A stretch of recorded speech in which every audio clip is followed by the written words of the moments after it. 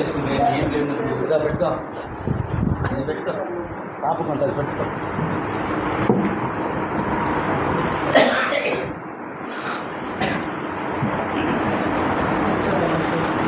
సకల ఘనత మహిమా ప్రభావములు సర్వలోకాలను, భూమిని, దాంట్లో ఉన్న యావత్తును సృష్టించిన ఆ దేవునికే చెందునుగాక. మనము ఇక్కడ ఉన్న వాళ్ళు కొంతమంది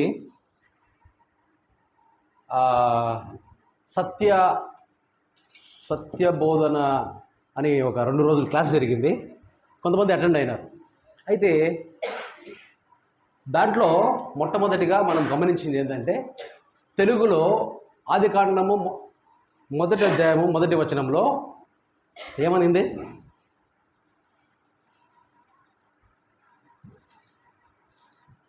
దేవుడు ఆదియందు దేవుడు భూమి ఆకాశములను సృష్టించెను. కానీ చాలా అయితే ఒరిజినల్ హిబ్రూ భాష నుంచి తర్జుమా చేయబడినవి దాంట్లో ఏమనుంటుందంటే, ఇంగ్లీష్లో కూడా ఏమనుంటుందంటే, in the beginning God created Elohim అని ఉంటుంది దేవుని స్థానంలో. హిబ్రూ భాషలో ఎలోహిమ్ అనేది దేవుడికి అక్కడ ఒక పదం. అది ఏమంటారు, ఏకవచనం కాదు, బహువచనం. ఎలోహిమ్ అనేది బహువచనం. భూమి ఆకాశంలో తెలుగు ఉంటుంది, కానీ ఇంగ్లీష్లో హెవెన్స్ అంటే ఒక స్వర్గం కాదు, స్వర్గలోకములను తర్వాత భూమిని సృజించెను. అంటే ముఖ్యంగా దేవుడు మొదట సృష్టించింది భూమిని కాదు, స్వర్గలోకములను. మనం ఏమంటాం, పరలోకములు అంటాం. అంటే ఈ లోకము కానిది పరలోకం అని మనం అంటాం. కానీ స్వర్గలోకాలు చాలా ఉన్నాయి. వాటన్నిటిని సృష్టించిన తర్వాత భూమిని సృష్టించినాడు అని చెప్పేది అది. అంటే దీన్ని స్ఫూర్తిగా తీసుకొని దేవుడు నాకు ఇచ్చిన ఆలోచన ఏంటంటే, ఆదికాండము మొదటి 3 అధ్యాయాలు మత్తయి, మార్కు, లూకా, ఈ 3ను తెలుగులో సరి అయిన తర్జుమా చేయడం ఒక బాధ్యతగా తీసుకున్నాను అన్నమాట. ఎందుకంటే ఒక పొల్లు కూడా పోకూడదు అని చెప్పినప్పుడు కొన్ని ఆ కాలంలో ఉండే తర్జుమా చేసిన వాళ్ళు వాళ్ళ స్థాయిని బట్టి వాళ్ళు సరిగా చేయలేకపోయినారు. ఇప్పుడు ఏంటంటే చాలా మటుకు దేవుడు ఇప్పుడు మనిషి పురోగతి చెంది, దేవుడు మనిషికి ఇచ్చిన జ్ఞానం పురోగతి చెంది ఇప్పుడు ట్రాన్స్లేషన్స్ అన్ని చాలా సులభం అయిపోయినాయి. మనకు ఒక సెల్ ఫోన్ పెట్టుకొని ఇంటర్నెట్ ఉంటే మొత్తం దాంట్లో ఏ ఒరిజినల్ భాష నుంచి దాంట్లో ఏం అర్థం ఉంది అనేది మనం గ్రహించవచ్చు. అయితే సరే, అది దేవుడు ఇచ్చిన ఆ యొక్క అనుభవాన్ని బట్టి నేను చెప్తున్నాను. ముఖ్యంగా మా బ్రదర్ పొద్దుటూరు నుంచి వచ్చి ఇక్కడ ఎవరొస్తుడు అంటే నాకు మనసులో నవ్వు వస్తుంది. అంటే 51 అయిపోయింది, డిసెంబర్ 52, 52 పడతాయి. అయితే దేవుడు పక్షిరాజు యవనం వలె నీ యవనము కొత్తదగుచుండును అనే వాక్యాన్ని ఫిలిప్ గారిని కూడా చూస్తే ఎంత 40 సంవత్సరాలు ఉంటాడు. ఆ బ్రదర్ని చూసినా కానీ ఒక 40 ఉంటారు. అందరిని 50 పాస్ అయిపోయినారు. ఇక్కడ ఏమి ఇంత ఘనత అంటే, చాలామంది ఈ వాక్యం ఉంటుంది కానీ దానిని వాళ్ళు స్వీకరించి చాలామంది ఏం చేస్తారంటే వాక్యం వింటారు, ఈ చెవులో వింటారు, ఇంకా ఇంటికి వెళ్ళిపోయిన తర్వాత దాన్ని మర్చిపోతారు. కానీ ఈ వాక్యము నాది అని పట్టుకోవాలి. నమ్ముట నీ వలన అయితే నమ్మువానికి సమస్తం సాధ్యం ఉన్నప్పుడు ఆ వాక్యాన్ని తీసుకొని మనం ఏం చేయాలి, మామూలుగా ఒక చెక్ తీసుకున్నాం అనుకోండి, ఒక్కొక్క వాక్యము ₹1 కోటి చెక్ లాంటిది. అదేం తీసుకొని జేబులో పెట్టుకున్నాం అనుకోండి, మనం చనిపోయిన తర్వాత అరే ఈ జేబులో ఒక చెక్ ఉంది అని తీసి అరే దీన్ని ఏం చేయలేము ఇంకా అని చెప్పి ఏం చేస్తారు, సమాధిలో వేసేస్తాం. ఆ చెక్ని ఏం చేయాలి, మనము తీసుకొని బ్యాంకులోకి పోయాలి. బ్యాంకులో వేసి బ్యాంకులో ఉందనుకోండి ఉపయోగంలే, దాంట్లో నుంచి మళ్ళీ డబ్బులు మనం తెచ్చుకొని ఖర్చు పెట్టాలి. అది ఎవరు తెలివైన వాడు చేసేవాడిని. చెక్కు వచ్చింది కదా ₹1 కోటి అనే చెక్కు ఎవరు చూపించకుండా దాన్ని పెట్టుకున్నారంటే ఇంకా సమాధిలో వేయాల్సిందే. అట్లనే దేవుని వాక్యంలో కొన్ని ఆనిముత్యాలు ఉన్నాయి.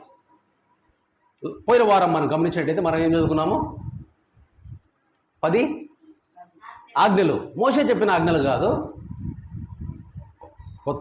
కొత్త ద్రాక్ష రసము పాత తిత్తులు వేయకండి, తిత్తులు పిగిలిపోతాయి, పేలిపోతాయి అంటే చినిగిపోతాయి. ఇంకా అంటే ఏంద్ర దీని అర్థము అని చాలా ఫైట్ చేసి ఒక ఒక అర్థం వచ్చింది. కానీ ఇది చెప్తే ఎట్లా అని చెప్పేసి చాలా భయపడతా ఉన్నాను అనమాట. అయితే నేను రమాదేవి సిస్టర్ ఏం చేసామంటే రెబకమ్మ ఒంగోలు ప్రాంతానికి వెళ్ళాం. ఒంగోలు ప్రాంతం పోతే ఇజ్రాయెల్ గారని వాళ్ళ కుటుంబంలో మేము ఉన్నాం అనమాట. వాళ్ళ పాప బర్త్డే. ఆ సిస్టర్ చాలా రోజుల నుంచి పిలుస్తుంది, రండి బ్రదర్ మా యొక్క సేవను చూడండి అని చెప్పేసి ఆమె పిలవడం జరుగుతుంది. మేము వెళ్ళాం. అక్కడికి వెళ్ళినప్పుడు ఆయన ఒక బుక్ ఇచ్చాడు. ఆ బుక్లో ఒక్కొక్క వచనము దాని విశ్లేషణ ఉందన్నమాట. ఇది అర్థం కాదు. దేవుడు నాకు ఆ యొక్క తలంపు అది ఇచ్చినప్పుడు కానీ అది చెప్పాలంటే నాకు భయం వేసి మళ్ళీ ఆ బుక్ తెలిసినప్పుడు అది పాత నిబంధన అది యేసయ్య దాన్ని అప్డేట్ చేసేసినాడు. అంటే ఇప్పుడు చిన్న మనకు పాతగా ఉన్నప్పుడు ఈ ఫోన్లు ఇంత ఫోన్లు వచ్చేటివి, మళ్ళీ దాంట్లోనే కొంచెం పెద్ద ఫోన్లు వచ్చినాయి, అన్ని దానికి బటన్లు ఉంటాయి అన్నమాట. ఇప్పుడు కూడా చాలామంది అవి వాడుతూ ఉన్నారు. ఇంకా ఇప్పుడు ఇంకా ఇంతకుముందు మీరు గమనించినట్టయితే పెద్ద పెద్ద వీడియో రికార్డింగ్ ఇట్లా పట్టుకొని చేస్తున్నారు అనమాట. ఇవి దాన్ని ఆన్లైన్లో పోయేదానికి చాలా కష్టపడేవాళ్ళు, ఎడిటింగ్ చేసి అవి ఇవి. ఇప్పుడు అవన్నీ ఏం లేవు, ఒక సెల్ ఫోన్లోనే మొత్తం, ల్యాప్టాప్ అదే, కెమెరా అదే, అన్ని దాంట్లో అన్నీ కలిసిపోయి ఉన్నాయి ఒకటే. సో అది అప్డేట్ చెందుతూ ఉంది. ఇప్పుడు పోయేసి మీ కొడుకుకు పోయి ఆ పాతది ఇట్లా ఒత్తుకునేది ఇచ్చినంటే తీసి ఇస్త్రీ కొడతాడు. ఎందుకు? అది పాతది. ఇప్పుడు మోషే చెప్పిన 10 ఆజ్ఞలని యెషూవ దాన్ని స్థాయిని పెంచేస్తాడు. ఎలా ఎంత పెంచినాడు? అక్కడేమో నరహత్య చేయుట పాపం అన్నాడు, ఇక్కడ నువ్వు అసలు కోపం పడకూడదు. నువ్వు నీ సహోదరుని మీద కోపం పడితే ఇంక అంతే, నువ్వు శిక్షార్హుడివే, నువ్వు పోవాలా, నువ్వు పోయి సమాధాన పడాలా అంటే స్థాయిని పెంచినాడు. నువ్వు అక్కడ వ్యభిచారం చేయవద్దు అన్నాడు, ఇక్కడ నీ కన్నొద్దరు చూస్తేనే ప్రాబ్లం అన్నాడు. అంటే దాని స్థాయిని నువ్వు అందుకోలేనంత దూరాన్ని అది పెట్టేసినాడు. అందుకని క్రైస్తవులు ఏమనుకున్నారు, ఎంత కష్టం, యేసయ్య చెప్పినట్టు చేయాలంటే ఇది కష్టం అని మత్తయి, మార్కు, లూకా సువార్తలు చదవడమే మానేసినారు. ఎందుకంటే నీ ఆస్తి నమ్మి బీదలకి ఇమ్ము, ప్రేమించు, నీ శత్రువుని ప్రేమించు. మిత్రుని ప్రేమించడమే కష్టము, సొంత వాళ్ళని ప్రేమించడమే అతి కష్టము. మొదట్లో ప్రేమ ఉంటుంది భార్య భర్తల మీద, తర్వాత ఏందిరా వీడు అని ఏమా పెళ్ళైన వాళ్ళు, ఇంకా భర్త ఉన్నోళ్ళు, భర్తకు భార్య ఉన్నోళ్ళు తలకాయ నొప్పి అనిపిస్తుంది అన్నమాట. ఒకరితో కొన్ని రోజులు ప్రయాణం చేస్తేనే వాళ్ళ గురించి అర్థమైపోయిన తర్వాత వాళ్ళ మనసులో వాడు ఇట్లా చూస్తేనే ఓ వీడు ఏం ఆలోచిస్తున్నాడు అనే కొంచెము అంచనా వేస్తారు. దాంతో వాడంటేనే ఓహో వీడు రెడీ అయినాడు, వీడు ఆ పనికి పోతున్నాడు, అక్కడికి వెళ్ళిపోతున్నాడు, నన్ను పట్టించుకోవడం లేదు, ఇవన్నీ మొత్తం నాతోనే ఉండాలా. అందుకే యేసయ్య అంటాడు, మీ తండ్రిని కానీ మీ తల్లిని కానీ మీ కుమారుని కానీ సహోదరుని కానీ కుమారుని కానీ కుమార్తెని కానీ వీళ్ళందరినీ ద్వేషించాలా నువ్వు. ఇంకొకరిని కూడా చెప్పినాడు, ఇంకొకరిని ద్వేషించాలా. ఇవన్నీ తనను తాను ద్వేషించుకోవాలంట. అంటే ద్వేషించడం అంటే ఇప్పుడు తండ్రిని సన్మానించు, తండ్రిని ప్రేమించు, ఇదంతా పాత నిబంధన. ఇప్పుడు నువ్వు కొత్తగా ఏం చేయాలంటే వీళ్ళని ద్వేషించాలా, నిన్ను నీతో సహా నిన్ను ద్వేషించుకోవాలా. మనం ఎప్పుడైతే మనల్ని ప్రేమించుకున్నామో మనం మొట్టమొదటి చేసేది ఏంటంటే 10వ ఆజ్ఞకు వచ్చినాం. 10వ ఆజ్ఞకు మనం ఆ రోజు టైం సరిపోగా చెప్పలే. 6:33 మత్తయి 6:33 చూద్దాం. పై వారము లాస్ట్ 10వ ఆజ్ఞ ఒకటి మర్చిపోయినాము.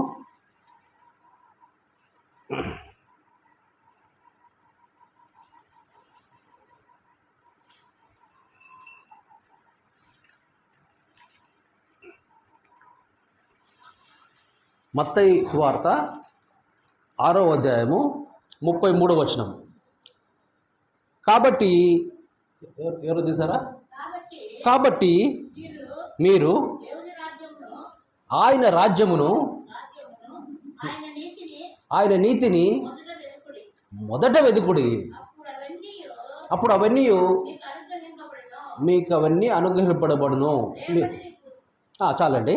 ఇక్కడ మీరు గమనించినట్టయితే కాబట్టి మీరు దేవుని రాజ్యాన్ని వెతకాలా.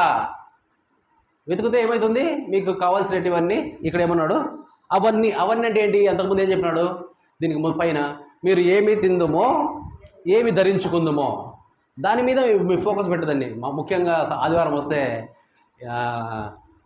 ఏం చీర కట్టాలా, ఏం తినాలా, ఏం వంట చేయాలా, ఈరోజు మటన్ చేయాలన్నా, చికెన్ చేయాలన్నా, చేప చేయాలన్నా, రొయ్యలు చేయాలన్నా, దానికి ఈ మసాలాలు తేవాలా, కూరగాయలు తేవాలా, ఇదే తంతు. ఎందుకంటే ఆదివారం తింటారు ఎందుకో, ఏం మిగతా వాళ్ళు తినచ్చు కదా. ఆదివారం దేవునికి విశ్రాంతి దినము, హ్యాపీగా మంచిగా ఏదో ఈజీగా చేసుకునేది, ఉప్మా అట్లాంటిది చేసుకొని అదే ఉప్మా మధ్యాహ్నం సాయంత్రం తినండి కావాలంటే, లేకపోతే ఒక పూట తినకండి ఏం కాదు. ఇక్కడ పుట్ట కూడా విశ్రాంతి చేయండి, మంచిది, ఆరోగ్యమే.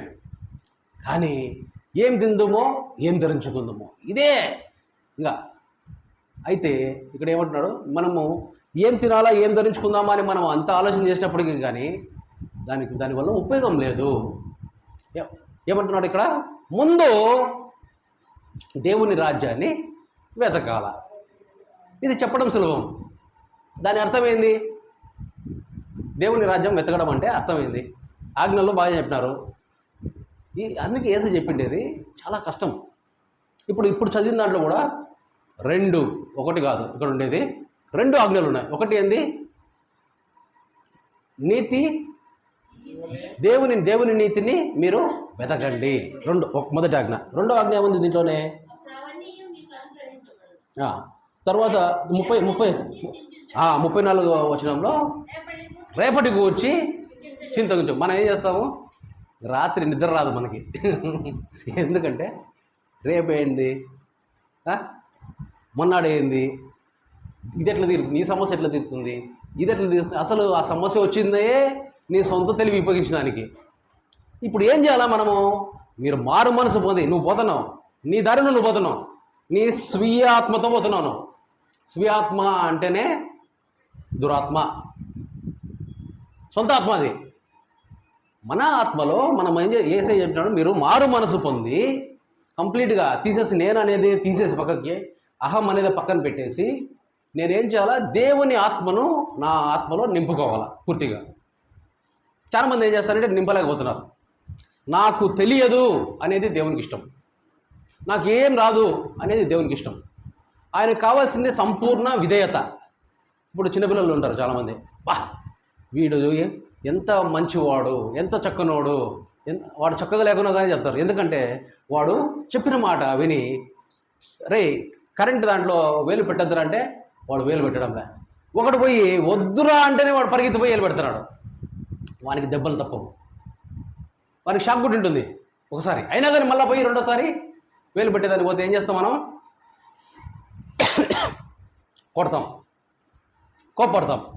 ఇదే జరుగుతుంది. మనకు ఎందుకు ఈ శ్రమ వస్తుందంటే, మనకు దేవుని మాట దేవుని కుమారుడైన యేసయ్య నోట, అదే మాట మనకు బాట కావాలా. నా నోట మీ నోట ఉండాలా, దాన్నే మనం వెంబడించాలా. యేసయ్య ఏం చెప్పినాడంటే, నన్ను వెంబడించు అన్నాడు. అంతేగాని నన్ను వెంబడించు, నా పక్కన వచ్చే వాళ్ళని వెంబడించు, వాళ్ళ వెనకాల నుంచి వచ్చే వాళ్ళని వెంబడించు, నన్ను వెంబడించే వాళ్ళని వెంబడించని మాత్రం చెప్పలే. నన్ను వెంబడించు అంటే నన్ను మాత్రం వెంబడించని దాని అర్థం. ఇంకొక మాట చెప్పినాడు, నా వెనకాల గొర్రె తోళ్ళు కప్పుకున్న తోడేలు వస్తున్నారు, పరిసయ్యులు వస్తున్నారు, రోమియోలు వస్తున్నారు అని రకరకాలుగా ఎవరినే కానీ ఇండైరెక్ట్గా వెంబడించొద్దండి. అంటే మనం జాగ్రత్తగా, ఇప్పుడు నిజంగా దేవుని కుమారుణ్ణి మన కోసం పంపించి, యేసయ్య తనకు నచ్చినట్టు ఏం చెప్పాలి అన్నీ. యేసయ్య ఏం చెప్పినాడు, నేను చూచినవి, నేను విన్నవి మాత్రమే మీకు చెప్తున్నాను, నాకు అనుమతింపబడినది మాత్రమే మీకు చెప్తున్నాము అని ఆయన అంత ఖచ్చితంగా చెప్పినప్పుడు, మనం యేసయ్య నోట్ల నుంచి వచ్చిన ఏం మాట, ఎవరి మాట అదే, దేవుని మాట. మరి దేవుని మాటకు మనం ఎంత విలువ ఇవ్వాలంటే, అందుకే కొన్ని బైబిల్స్లో దాన్ని రెడ్ ఇప్పుడు ఏదన్నా చెప్పేటప్పుడు రెడ్ కలర్ పెట్టేస్తారన్నమాట. మామూలుగా నోట్స్ తీసుకుంటప్పుడు స్కూల్లో, ఎందుకంటే ఇది చాలా ఇంపార్టెంట్, ఇంకొకటి చాలా ముఖ్యమైనది, ప్రాముఖ్యమైనది అని. అయితే అవి పాటించడము చాలా కష్టం. ఒక్కసారిగా మనము మొత్తము 10 ఆజ్ఞలు మళ్ళీ ఒకసారి చేసుకున్నాం, ఎందుకంటే మర్చిపోయింటాం. మొదటి 3 ఆజ్ఞలు ప్రేమించడం, పోయిన వారంవి జస్ట్ ఒక 2-3 నిమిషాల్లో దాన్ని కవర్ చేస్తాం. మొదటి ఆజ్ఞ నీ పూర్ణ మనసుతో, నీ పూర్ణ హృదయంతో, నీ పూర్ణ ఆత్మతో ఎవరిని ప్రేమించాలా, నీ దేవుణ్ణి ప్రేమించుము. రెండవ ఆజ్ఞ నిన్ను వలే నీ పొరుగు వారిని ప్రేమించుము. మూడో ఆజ్ఞ ఎవరిని ప్రేమించాలా? నీ శత్రువుని ప్రేమించుము. కళ్ళు మూసుకోండి ఒకసారి. మీ శత్రువు ఎవరో గుర్తు. శత్రువు అంటేనే ఒక ముఖం వస్తుంది చూడండి. ఆ ఫస్ట్ వానికి పోండి, వాడిని ప్రేమించడం మొదలుపెట్టాడు. ఎందుకంటే ఆజ్ఞలు వినడం కాదు, పాటించడం చాలా కష్టం. నీకు ఎవరి మీద ద్వేషం ఉందో, ఎవరిని చూస్తే వాడిని గొంతుపట్టి పిసకాలనిపిస్తుందో వాడిని ప్రేమించడం అలవాటు చేసుకోవాలి. చాలా మందికి భర్తలకి భార్యనే మొదటి శత్రువు, భార్యలకు భర్తనే మొదటి శత్రువు, పక్కింటోడు లేకపోతే మొదటి శత్రువు. కొంతమందికి కన్న తండ్రి కన్న కొడుకే శత్రువు. కొడుకు పోయి తండ్రిని కొట్టాడంట. ఎందుకు? డబ్బుల కోసం. ఆయనకు పాటగా ఆయనకు ఏదో పెన్షన్ వస్తుంది, కానీ కొడుకు పోయి ఆ డబ్బుల కోసము కొట్టి తీసుకుంటున్నాడంట. ఇది చట్టరీత్యా నేరం, కానీ ఇలా ఉంది పరిస్థితి. సో ప్రేమ, దయ ఇవి హిందూ ధర్మంలో సనాతన ధర్మం అనే ఒకటి ఉంది, దాంట్లో కూడా ఉంది ఇదే మాట. ఇప్పుడు క్రైస్తవులలో మనము యేషువాను పాటించేటప్పుడు ఇదంతా మొత్తం కొత్తది. ఇదంతా యేషువా చెప్పింది. ఇది మనం ఎప్పుడైతే ఇది చేస్తున్నామో ఇంకా మనకు కొంచెం కష్టమైనా కానీ ఎప్పుడైతే అది మనం పాటిస్తున్నామో మన జీవితమే ఒక పాట, మన జీవితమే ఒక డ్యాన్స్ లాగా ఉంటుంది. కొన్ని సంవత్సరాల క్రితము నాకు చాలా అసలు ఆదాయం అనేది లేకుండా అయిపోయింది, జీరో. అయితే నేను దాచుకునేంత డబ్బు అంతా అయిపోయినాయి, మొత్తం సున్నా అయిపోయింది మొత్తం. ఎట్లా ఇంకా అన్నప్పుడు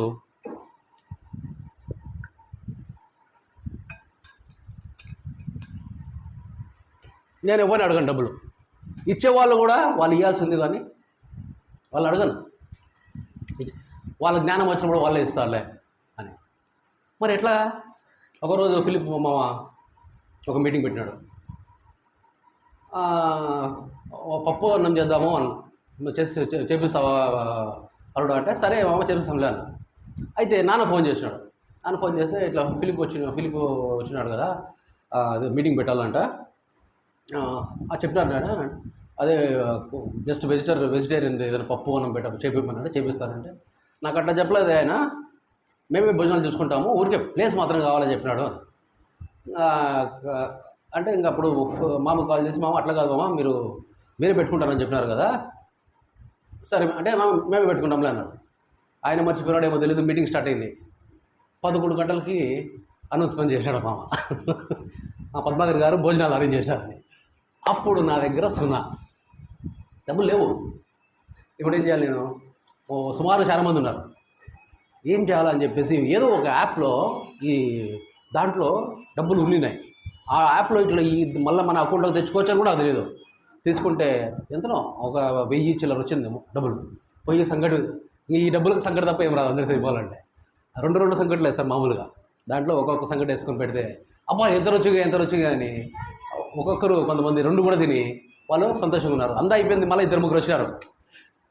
అల్లుడు ఇంకా 2 వచ్చినారు. వాళ్ళు అంతా మీటింగ్ అయిపోయినాక వచ్చినారు వాళ్ళు. అంటే నాకు పైనుంచి కింది కూడా రాలేదు. అట్లాంటి స్థితిలో ఆ రోజు మీటింగ్ అయిపోయిన తర్వాత నా దగ్గర రూపాయి లేదు. ఏం చేయాలా అనంటే ఒక ఇంటిని అమ్ముదామని, మా ఇంటి పక్కన ఇల్లు అమ్ముదామనుకొని ఎప్పటి నుంచో ఒక సంవత్సరం నుంచి వెయిట్ చేస్తాను. 4 లక్షలు తీసి చేతిలో పెట్టేసాడు. కొనాలనుకో, మీరు ఎవరికి ఇచ్చేదానికి వీలు లేదు, ఇవ్వాలా. ఎందుకంటే అది మామూలు మార్కెట్ రేట్లో సగం ఇస్తాను నేను. నాకు అర్జెంట్ ఉంది. 11 లక్షలకు మాకు ఇప్పుడు ఉండే ఇంట్లో స్థలం అమ్మిన వాళ్ళకు మేము ఈ స్థలం మీకే సార్ ఇచ్చిందంటే 11 లక్షలు ఇస్తాం సార్, ఎక్కువ ఇవ్వమంటే సరే అన్న.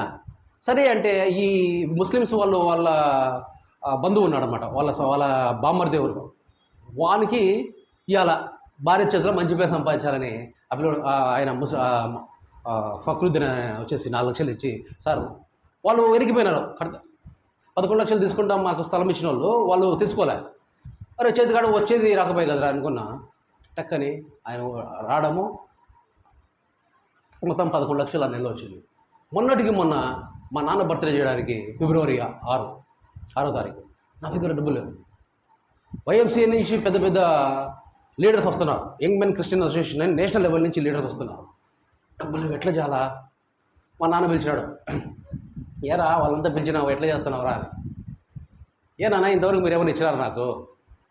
నాకు అవసరం లేదు, దేవుడు చూసుకుంటాడు, మీకు ఎందుకు బాధ? బర్త్డే అంటే ఇంకా మీరు పుట్టలే, పుట్టినాక వాళ్ళు మీరు మాట్లాడాలి, ఇప్పుడే మాట్లాడితే అంటే మా నాన్న బొమ్మరిల్లో నాన్న టైప్ అనమాట. అడగకుండానే ఎక్కువ ఇస్తుంటాడు. నేను తీసుకోవడం మానేసిన అనమాట. ఇప్పుడు ఈ వయసు వచ్చినాక తీసుకోవడం ఏందని ఎప్పుడైతే నేను ఉద్యోగం స్టార్ట్ చేసినా అప్పటి నుంచి ఆయన దగ్గర నుంచి తీసుకోవడం మానేసిన. ఆయనకి ఇవ్వాలి కదా. ఇప్పుడు మనం ఇంతగా ఎలకాలం తినడమా? ఎప్పుడైతే మనము ఇప్పుడు తల్లిదండ్రులు ఈ నుంచి చెప్పిన ఇంతకుముందు తల్లిదండ్రులు పిల్లలు ప్రేమించడం మామూలే. అది ఇప్పుడు ఫిలిప్ మామ ఉన్నాడు, వాళ్ళ పిల్లలు ప్రేమించడం మామూలే. కానీ ఒకవేళ ఫిలిప్ మామ తల్లిదండ్రులు నింటే పిల్లలు ప్రేమించేంతగా తల్లిదండ్రులు ప్రేమిస్తాడా? ఒక మెట్టు నువ్వు కిందికి దిగగలిగినప్పుడు ఒక మెట్టు నువ్వు పైకి ఎందుకు పోలేకపోతున్నావు? నీళ్ళు పైనుంచి పడాలంటే ఏముంది సులభము, ట్యాప్ తిప్పితే దానంతా కదా వస్తాయి. నీళ్ళు ఇప్పుడు దీంట్లో నీళ్ళు ఉన్నాయి, ఇట్లా వస్తే పోతాయి. కానీ ఈ నీళ్ళు పైకి పోవాలంటేనే ఒక శ్రమ కావాలా, ఒక పవర్ కావాలా. మోటార్ వేస్తేనే కానీ కింద నీళ్ళు పైకి పోవు. అట్లాగా మీ తల్లిదండ్రులను ప్రేమించాలా. అయితే ఇప్పుడు మనం ఆజ్ఞ చూస్తే లాస్ట్ ఒక ఆజ్ఞ చూస్తే ఏమనుంది? మీ తండ్రినైనను మీ తల్లినైనను మీ కుమారునైనను మీ కుమార్తెనైనను మీ సహోదరునైనను మీ సహోదరునైనను నిన్ను నీతో సహా ద్వేషించుకోని అని చెప్పినాడు. ద్వేషించుకోనకపోతే నువ్వు నా యొక్క శిష్యుడివే కాదు అని అంటున్నాడు యేసయ్య. ఎందుకని అంటాడు మళ్ళీ ఆ మాట? ఒక పక్క ప్రేమించాలంటున్నాడు, మళ్ళీ ఒక పక్క ద్వేషించాలంటే ఈ మొదటి ఆజ్ఞను మనం చేరుకోలేకపోతున్నాం. ఏం ఆజ్ఞ? నీ పూర్ణ మనస్సుతో, నీ పూర్ణ హృదయముతో, నీ పూర్ణ ఆత్మతో ప్రేమించేదన్ అధికముగా ఆరాధింతున్ ఆసక్తితో. అక్కడ పూర్ణ మనసుతో ఆరాధింతున్ పూర్ణ బలముతో అని ఉంది కదా. పూర్ణాత్మ ఏది? ఇప్పుడు పూర్ణ బలము అంటే హృదయము గుండెకాయ బలము సృష్టిస్తుంది. సరే, పూర్ణ బలముతో పూర్ణ శక్తితో ఇదంతా ఓకే. పూర్ణాత్మ ఏది? పాట రాసిన అతను చాలా గొప్పతనాన్ని ఆత్మ మిస్ అయినాడు. మరి మనం పాడేటప్పుడు ఏం చేయాలా? అది ఎట్లుంది అట్లా పాడకూడదు ఎప్పుడే. కానీ ఏం మిస్ అయింది? వాక్యానికి ఈ పాటలో ఏదో తేడా వచ్చింది.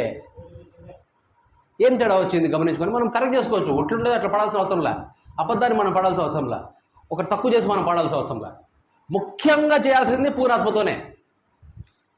ప్రాథమికంగా దేవుణ్ణి ఆరాధించాల్సింది, ప్రేమించాల్సింది ఆత్మలో ప్రేమించాలా, అది ప్రాముఖ్యమైంది. కానీ రాసినోడికి ఆత్మ లేకపోతే ఆత్మ ఉండదాడ. లేకపోతే వాడు యూదుడు అంటాడు, పాత నిబంధన మనిషి అంటాడు. పాత నిబంధనలో ఆ కాలంలో ఉండే ప్రవక్తలైనా కానీ వాళ్లకు దేవుని యొక్క ఆత్మ పక్క నుండి నడిపిస్తూ వచ్చింది. యేసయ్య వచ్చిన తర్వాతనే మళ్ళీ ఆత్మ, ఆదాము వల్ల నుంచి వెళ్ళిపోయిన జీవాత్మ, దేవుని ఆత్మ పాత నిబంధనలో ఆదాము హవ్వలో వాళ్ళు తినవద్దన్న మంచి చెడ్డల వివేచన ఫలము తిన్నప్పుడు వెళ్ళిపోయిన ఆ దేవుని ఆత్మ వాళ్ళు ఆత్మీయంగా చనిపోయినారు. అప్పటి నుంచి అందరూ ఆత్మీయంగా చనిపోయిన వాళ్ళే, ఎక్కడో ఒకరు ఇద్దరు తప్ప. అది కూడా స్పెషల్ కేసులు అవి. అయితే యేసయ్య వచ్చిన తర్వాత అందరిలో యేసయ్య చేసింది ఏంటిదంటే శిలువయాగం అని చాలామంది అనుకుంటారు. శిలువయాగం నిజమే, కానీ మళ్ళీ ఆ యొక్క ఆత్మను మనలో విత్తిపోయినాడు. ఆత్మతో నింపలే మనల్ని, విత్తనం వేసినాడు అంతే. ఎందుకంటే మంచి చెడ్డలు తిన్న తర్వాత అది పెంచుకోవాలా లేదా స్విచ్ మన దగ్గరే ఉంటుంది. మొక్క పెరగాలా లేదా అనేది మన లోపల ఉన్న విత్తనం అయితే అందరిలో వేసినాడు. ఇప్పుడు మొత్తం భూమిలో ఉండే క్రైస్తవులు మాత్రమే కాదు, క్రైస్తవులు వేసినాడు, ముస్లిమ్స్లో వేసినాడు, ఇంకా అందరూ హిందువులు వేసినాడు, ఇంకా బుద్ధిస్టు, సిక్స్, ఇంకా వేరే రకరకాల జీవులు ఉన్నారు. కొంతమంది నాస్తికులు ఉన్నారు. నాస్తికులు మాత్రం వాళ్ళతో మాట్లాడితే మాత్రం మనకు మెంటల్ వచ్చేస్తుంది. వాళ్ళంతా క్రూరంగా మాట్లాడతారు. వాళ్ళు అసలు దేవుడు అంటే అంత వాళ్ళకు కొంచెము కానీ వాళ్ళకు గౌరవం మేలే. దేవుడు అంటారు, దూషిస్తారు దేవుణ్ణి. తెలియదు. వీళ్ళందరూ ఎవరు? తప్పిపోయిన వాళ్ళు. ఇప్పుడు ఈ ఆజ్ఞలలో మొదటి 3 ఆజ్ఞలను ప్రేమించు, మళ్ళీ తర్వాత నువ్వు క్షమించు. ఈ 4 ఆజ్ఞలు మనము, ఈ 10 ఆజ్ఞలు మనం చూసాం. ఇంకా మిగతావి మళ్ళీ రిఫ్రెష్ చేస్తాం. ఈరోజు చెప్పాలనుకున్న అంశంలో కొన్ని మాటలు. మనం బైబిల్లో ఫస్ట్ ఇల్లు కడతాం. మనం ఇల్లు ఎట్లా కట్టుకుంటాం? ఈ పాప చిన్న పాప ఏం పేరు నీ పేరు? అరే రే పేరు పెట్టలేదయ్యా, ఏమన్నా పాస్టుందా? పేరు పెట్టలేదు పాపకి. అరే రే రే పొరపాటు అయిపోయిందే. ప్రిన్సీ జాయ్ ఇల్లు కట్టేటప్పుడు ఫస్ట్ ఏం కడతారు? ఓకే, మరీ చిన్న పాప ఉంది అమ్మా, నువ్వు చెప్పమ్మా, ఏం కడతారు? పునాది కడతారు. ఈ నా మాటలు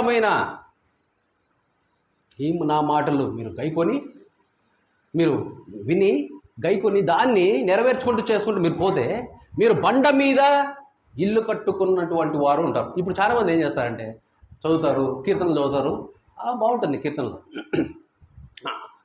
దేవుడు నిన్ను రక్షిస్తాడు, ఆయన నిద్రపోకుండా నిన్ను నిద్రపుచ్చుతాడు, ఆయన మాత్రం కొనుక్కోడు, నిద్రపోడు, నువ్వు మాత్రం నిద్రపోవు. ఇట్లా నిన్ను ఆదరణ కలిగించే మాటలు ఉంటాయి. కానీ కొత్త నిబంధనలో మనకు ఆదరణ కాదు, మనకు కావాల్సిన ఆదరణ కాదు, మనకు కావాల్సింది సహాయం కాదు. పాత నిబంధనలో కీర్తనలు అవి చదువుతూ ఉంటే మనకు ఆదరణ కావాలి, సహాయం కావాలి, నిబ్బరంగా ఉంటుంది గుండెకాయ.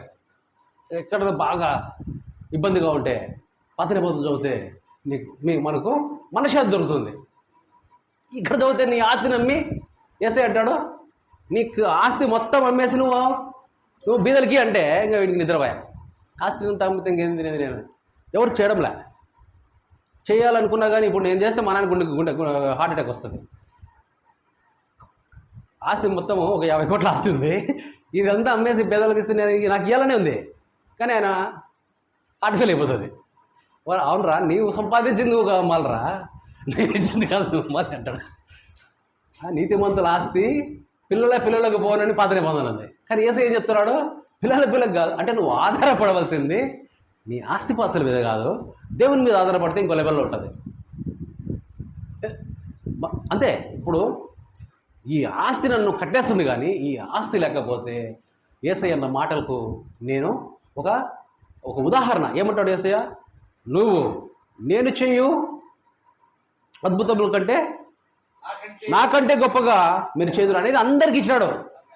నేను చేయు అద్భుత కార్యములను మీరు చేదురు అంటే ఇది నాకు ఒక్కరికి ఇచ్చింది, ఇది కాదు, మనకందరికి ఇచ్చినాడు. కాకపోతే మనం ఏం చేస్తున్నాము? ఈ ఉండే చిన్న ఆస్తి పట్టుకుంటాము. ఒక చిన్న చీర, అమ్మ ఇది చాలా కాస్ట్లీ, ఇది ఎవరికి ఇవ్వకూడదు, వాడు దొంగ చేత పోతాడు, అప్పుడు అయ్యో అని ఏడుస్తాం అంతేగాని. లేకపోతే అది మొన్న పోయిన వారంలో బుధవారం అనుకుంటా ఒక చీరలు తీసుకొచ్చింది. చీరలు కొన్నాం, కొన్ని చీరలు. చంద్రలేఖ సిస్టర్ వాళ్ళ ఇంటి దగ్గర ఎవరికో అందలేదు చీరలు అని ఈమె రమ్మది ఒకటే, ఆమెకు అందలేదు అడుగుతుంది నన్ను అంటే సర్లే అని పోయేసి ఒకటే 8 ఉన్నాయి చీరలు. అంటే లో బడ్జెట్ చీరలు చాలా మంచి క్వాలిటీ ఉన్నాయి. అది కట్టుకున్నా కానీ మంచిగా పోయినాము, ఇచ్చినాము. ఇస్తే ఆమె పేరు మరియమ్మ అని ఒక ఆమె ఉంది. ఆమె కట్టే పట్టుకొని వస్తుంది మన చర్చికి. అబ్బా తలపట్టేస్తుంది నాయన, నాకు ప్రార్థన నేను మాట్లాడుతున్నాను రాహెల్ సిస్టర్ తోటి, ఈమె మాట్లాడినివ్వడంలా, అయినా తలపట్టేస్తాను నాకు అంటే ప్రార్థన చేసి ఆమెకు బాగా అయిపోయింది. బాగా ఉత్తేజంగా అసలు బయట నిలబడి నువ్వు రా, ఇంటికాడికి రా, మా కొడుకున్నాడు, మమ్మల్ని వెళ్ళిపోతాడు, నువ్వు ప్రార్థన చేయాల్సిందే అనింది. పోతామంటే ఆమె అనింది, ఈ ఇంట్లో ఒక ఆమె చనిపోయింది, ఆమె కూడా తలనొప్పి ఉండింది, ఆమె నాకు పట్టిందని అందరూ చెప్పినారు. అది బాగా నమ్మింది. ఇప్పుడు నమ్ముటం నీ వల్ల అయితే నీకు సమాధానం ఇవే, నువ్వు కూడా చచ్చిపోతావు ఆమెలాగా అని ఆమెనే చెప్పింది. ఇట్లాంటి నమ్మకూడదు మనం. ఏం నమ్మాలా? నువ్వు లోకానికి వెలుగై ఉన్నావు, నువ్వే లోకానికి ఉప్పై ఉన్నావు. నిన్ను మంచం కింద చిన్న స్థాయిలో నిన్ను కూర్చోబెట్టను, కానీ దీపస్తంభాల మీద నిన్ను నిలబెడతాను. ఇది దీపస్తంభాలు అంటే ఏమనుకున్నారు? పరిశుద్ధ ఆలయంలో దీపస్తంభాలు అత్యంత ఎత్తైన స్థలాల్లో అవి వెలుగుతూ ఉంటాయి. నిన్ను ఒక వెలుగే, నీ సత్క్రియలతో నీ వెలుగును ప్రకాశింపచేయుడి అని ఇవన్నీ యేసయ్య మాటలు అనమాట. నువ్వే లోకానికి వెలుగంటే ఇంక మనము మన పాటలన్నీ ఎట్లుంటాయంటే ఎవరో చచ్చిపోయినారు ఇంట్లో, ఎవరో ఎప్పుడు ఏదో బాధ, నన్ను కరుణించుమో దేవా, నన్ను ఇట్లా అంటే కరుణ, దయ, ఈ ప్రేమ కావ్యంలోకి ఇంకా రాలే. దేవుడే మనల్ని ప్రేమించి, దేవుడు ఫస్ట్ అరే ఐఎమ్ సారీ రా అని చెప్పినాడు మనతో. అది ఎవరికి వినపడలా. ఐ లవ్ యూ అని చెప్పేసినాడు ఒకటేసారి. దేవుడే మనుషులకి. మీరు చేయని తప్పుకి, లూసిఫర్ చేసిన తప్పుకి నా దేవునికి కోపము ఎక్కువ. ఆ కోపాన్ని ఒకసారి ఇంకా వీడు భయపడినాడు, రోజు మాట్లాడేవాడు మాట్లాడలే, ఈరోజు అని దాక్కున్నాడు. ఏమైనా తెలిసిందే కదా సర్వంతరామికి. అయినా కానీ అక్కడ ఎక్కడో వీడు చిన్న కొడుకు లూసిఫర్ ఈ విధంగా చేస్తాడని ఆయన అనుకోలే. వీడిని తరిమేసినాడు. ఇప్పుడు మనుషులు ప్రేమిస్తున్నాడు అనేది ఈ చిన్న కొడుకు భరించలేకపోతున్నాడు. ముందుగానే కుళ్ళోడు, కుయ్యి తిన కొడుకు. అయితే వాడు ఈ ఆదామవ్వలు మట్టిలో నుంచి తయారు చేసుకున్న వాళ్ళని ఇంత ప్రేమిస్తున్నాడు ఏంటిది అని చెప్పేసి తట్టుకోలేక ఏది చేయొద్దు అని దేవుడు వాళ్ళతో చెప్పినాడో అదే వాళ్ళతో చేయించి వాళ్ళని దేవునికి దూరం చేసినాడు. లోపల దేవుని ఆత్మ ఉండింది, ఇప్పుడు దేవునికి దూరం చేసినాడు లూసిఫర్ గాడు. ఇప్పుడు అందుకే మధ్యలో దేవుడు మారడు అంటాం, కానీ మన టైం లైన్లో 100 సంవత్సరాల మార్పు కనపడకపోవచ్చు. మనం ఇప్పుడు చాలా చిన్నప్పుడు నేను పుట్టినప్పుడు ఎక్కడైతే నక్షత్రం చూసినానో అది అక్కడే ఉంటుంది, కానీ అది ఎప్పుడో చనిపోయింటుంది కూడా కొన్నిసార్లు. అయినా కానీ ఆ వెలుగు వస్తూనే ఉంటుంది కాబట్టి అది అక్కడే ఉన్నట్టే ఉంటుంది. అట్లా దేవుడు మారడంటే ఇంతకుముందు కోపడ్డాడు, మనల్ని వద్దు పొర మీరు అన్నాడు, ఇప్పుడు మనల్ని సారీ చెప్పినాడు, ఐ లవ్ యూ అన్నాడు. ఇప్పుడు మనం ఏం చేయాలి? పొద్దున్నే ఐ లవ్ యూ టూ అని దేవుని చెప్పాలా. నీ పూర్ణ ఆత్మతో, నీ పూర్ణ మనసుతో, నీ పూర్ణ ఏంటంటే ఇది అర్థం కాదు. మనకు ఎవరినన్నా ఎక్కువగా ప్రేమిస్తే ఏం చేస్తామో దానికంటే కొంచెం ఎక్కువ చేయండి. మీకు అందరికంటే ఎవరి మీద ఎక్కువ ప్రేమ ఉందో వాళ్ళని అట్లా పక్కకు తీసి కిందికి దింపి వాళ్ళకంటే పై స్థానంలో పెడితే చాలు. ఐ లవ్ యూ డాడీ అని ఎప్పుడైతే నువ్వు చెప్పినావో నీ లైఫ్ డాన్స్ ఉంటుంది. మన పాటలే వేరేలాగా ఉంటాయి, చెప్పచ్చు. అది దేవుని ఎప్పుడైతే మనము మొదటి ఆజ్ఞ, దేవుని ఎప్పుడైతే మనం ప్రేమించగలుగుతామో దాంట్లో ఉండే ఆనందము, దాంట్లో ఉండే తృప్తి, ఆ యొక్క లైఫ్ వాడి యొక్క జీవితము ఒక పాటలాగా, ఒక ఆటలాగా, ఒక నాట్యంలాగానే ఉంటుంది. నాట్యమే జీవితం కాదు కానీ నేను చెప్పేది, జీవితమే నాట్యంలాగా ఉంటుంది. నువ్వు పరిశుద్ధాత్మతో దేవుడికి ఐ లవ్ చెప్పినప్పుడు ఏంటంటే ఆయన మనలో నివాసం ఉంటాడు. నువ్వు నివాసం ఉన్నప్పుడు నీకు ఆవగింజ చిన్నది ఉన్నప్పుడు పెద్దదైనప్పుడు ఎవరు?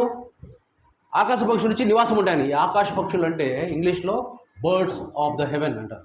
అంటే ఆకాశ పక్షులు అంటే దేవదూతలు వచ్చి నీలో నివాసం ఉన్నప్పుడు నువ్వు ఎక్కడికి వెళ్తే అక్కడ అభివృద్ధి, ఎక్కడికి వెళ్తే అక్కడ దయ్యాలు పారిపోతాయి, స్వస్థత. నువ్వే ఒక వజ్రం. నేను బంగారం చెప్పడం లేదు, బంగారం ఇప్పుడు ఎక్కువ కాస్ట్ ఉంది అది కాదు. కొన్ని కేజీల బంగారం పెట్టినా కానీ లేని వజ్రం, అది ముత్యం, అమూల్యమైన ముత్యము అని ఒక ఉపమానం ఉంటుంది. అది దొరికినప్పుడు ఏం చేయాలి మనం? నీకు కలిగినది అమ్మేసి ఆ ముత్యాన్ని కొనుక్కో అంటున్నాడు. ఇప్పుడు అమూల్యమైన ముత్యం ఎందుకు అంటే మనము ఎక్కువగా ధనము పైన ఉండే పక్క వాళ్ళ పైన మనం ఆధారపడతాం. ఇప్పుడు ఆ సిస్టర్ ఎవరైతే ప్రార్థన చేసినామో ఆ సిస్టర్ ఆ రోజు మస్తు రోజు చనిపోయినా. నేను వెళ్ళి ప్రార్థన చేసి తల నొప్పి పోయింది, హ్యాపీగా తిరుగుతుంది, ఇంకా బాగా అయిపోయింది, కానీ మస్తు రోజు చనిపోయింది. ఆ పాప ఆమె కూడా ఒక చీర తీసుకుంది. అయితే ఎందుకు చెప్తున్నా అంటే మనము ఇంకా బతుకుతాము, ఇక్కడే ఉండిపోతాము అని చెప్పేసి మన ఆస్తులను ఇట్లా గట్టిగా పట్టుకొని ఉన్నా కానీ మనం ఉండలేము. అదే దేవుని పట్టుకొని ఉంటే నువ్వు చనిపోయినా కానీ నువ్వు నిరంతరంగా దేవునితో ఉంటావు. అది మనకు కావాలా. మనమంతా ఇక్కడ ఉండిపోవడానికి రావలేదు, ఇది జస్ట్ ఇలా ఎంజాయ్ చేయడానికి వచ్చినాము, చూసినాము, దేవుని శుద్ధించినాము. దేవుడు మనకు ఒక బాధ్యత ఇచ్చినాడు. ఏం బాధ్యత? నువ్వు మనిషిని పట్టే జాదరులుగా చేసినాను. తప్పిపోయిన కుమారులు ఉన్నారు, వాళ్ళను పట్టుకొని వాళ్ళని దేవునికి మనము అప్పచెప్పి మనం దేవునికి అప్పచెప్పే ముందు వాళ్ళు కూడా ఫలించే పిల్లలుగా, ఫలించే దేవుని కుమారులుగా ఉండాలి, ఉట్టి దేవుని కుమారులుగా.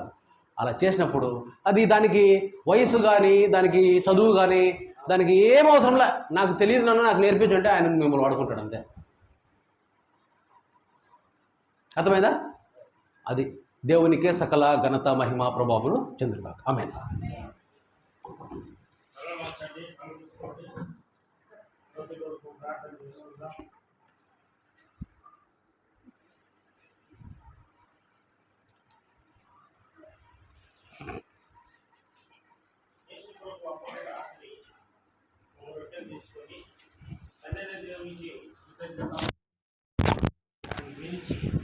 ఇది మీ కొరకైనా నా శరీరము దీన్ని